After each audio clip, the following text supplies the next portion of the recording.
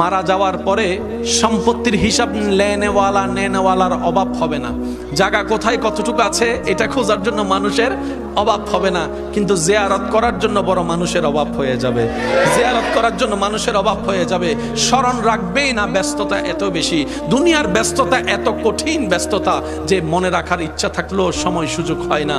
অন্তত একজন আলেম হলে নামাজে 5 ওয়াক্তে 5 বার রবের দরবারে যখনই ভিক্ষার হাতটা তুলবে, মার নামটুকু একবার বলবে, বাবার নামটুকু একবার বলবে, রব্বির হামহুমা কামা রব্বায়ানি সাগীরা একবার হলো বলবে। অন্য প্রফেশনে যারা আছে তারা মা বাবার জন্য দোয়া করে না, বিষয়টা আমি তা বলছি না।